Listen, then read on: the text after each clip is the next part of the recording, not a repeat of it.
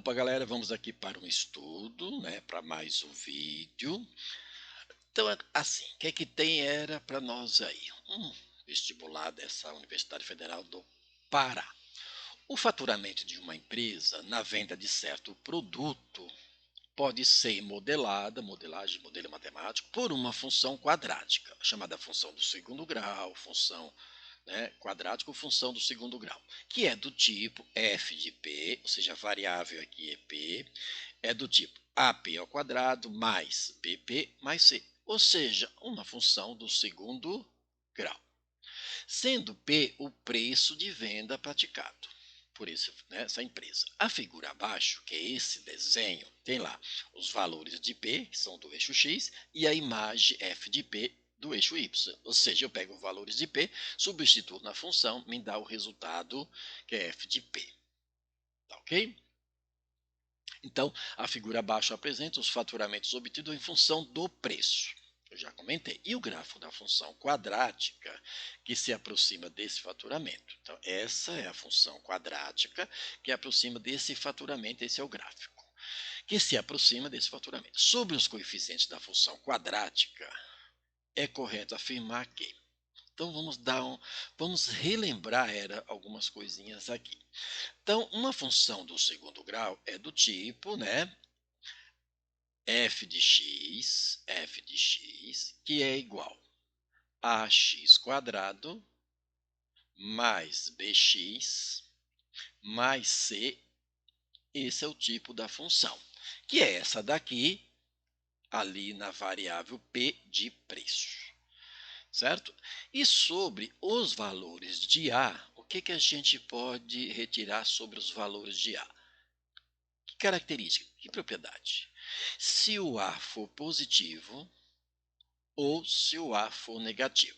Se o A for positivo, vamos lembrar que o gráfico da função do segundo grau é uma parábola de concavidade para baixo ou de concavidade para cima. É uma curva desta. Nesse caso, se o A for positivo, a concavidade é para cima. Não é o caso aqui, então o A aqui vai ser negativo, né? Porque é uma concavidade para baixo. Se o A for negativo, a concavidade é para baixo, que é este caso aqui. Ok? Bom, sobre o valor de B, o que a gente pode estudar? O A, claro que tem outras características, mas o principal por enquanto é isso, de acordo com o gráfico. Está pedindo. Os valores de B, o valor de B numa função, ele vai translandar na horizontal o gráfico. Então o gráfico vai ficar ele se mexendo, né, vai ficar se movendo no eixo X, aqui no caso o eixo P, então vai transladar na horizontal. Mas como eu vejo o sinal de A? De B, aliás, a gente já vai ver. O C, ele é o valor onde o gráfico intercepta o eixo X, melhor, o eixo Y. E, no caso do C, se ele é o ponto onde o gráfico intercepta o eixo Y, ele vai transladar na vertical. Quanto maior o C, lá para cima, quanto menor o C negativo, lá embaixo. Vai transladar na vertical. Certo? Então, a gente estuda o C, o positivo ou negativo, mas o C vai estar aqui no eixo Y. Ok. Vamos voltar para o nosso B. O B é o seguinte, ó, sobre o B é o seguinte, se o B é positivo ou se o B é negativo, como é que eu estudo ele no gráfico? Então vamos supor aqui eu tenho o nosso gráfico, quer dizer, um esquema do gráfico, que é o seguinte, aqui o eixo X, eixo Y, tá bom? Vamos supor que eu tenho um gráfico aqui que é isso aqui, por exemplo, tá? Meio torto assim, e esse outro é isto aqui, ok? Nós estamos estudando aqui o valor de B. Se o B for positivo, isso significa que vou ter uma reta tangenciando o valor de C, tá? Eu tenho aqui o valor de C que está lá em cima da origem, e a reta tangenciando o valor de C neste valor aqui, que é o valor de C, é crescente. Então, por isso, eu afirmo que o A é positivo. Então, está atrelado ao valor de C. Aqui está o valor de C. Lembra que eu falei? O valor de C é onde o gráfico intercepta o eixo Y. Aqui neste caso, a reta é o que nesse caso? Seria uma reta decrescente. certo? Uma reta decrescente. Ó, nesse movimento é uma reta decrescente. E aí, no caso, o B é negativo. Então, resumindo sobre A, B e C, que vai servir para a gente analisar o gráfico, exatamente isso que eu acabei de expressar. Tá certo? Ok? Então vamos lá.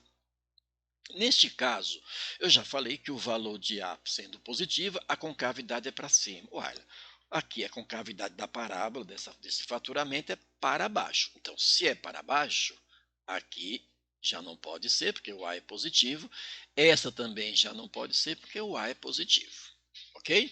Então, vai ser a letra B, a D ou a E. Vamos falar sobre o valor de C. Lembra que eu falei do valor de C? O valor de C é onde o gráfico intercepta o eixo Y. Neste caso, o gráfico intercepta o eixo Y exatamente na origem. No caso aqui está de 0, né, até um certo valor aqui de P do eixo X. Então aqui o C é 0. Se o C é 0, porque se o C tivesse aqui acima, ia ter um valor maior do que 0, se fosse abaixo da origem, menor do que 0. Nesse caso, o C é exatamente 0, porque está exatamente na origem do sistema.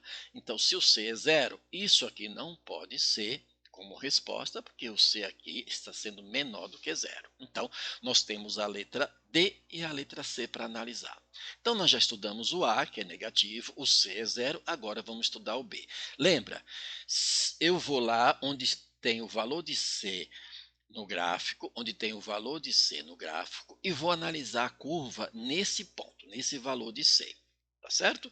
Neste caso aqui, olha, o valor de C está na origem e o gráfico está nesta posição. Olha, eu só consigo aqui obter uma reta tangenciando em 0 e é uma reta crescente que tem esse movimento de baixo para cima, não de cima para baixo, né, da esquerda para a direita. E neste caso aqui, o A, ou melhor, o B é maior do que 0.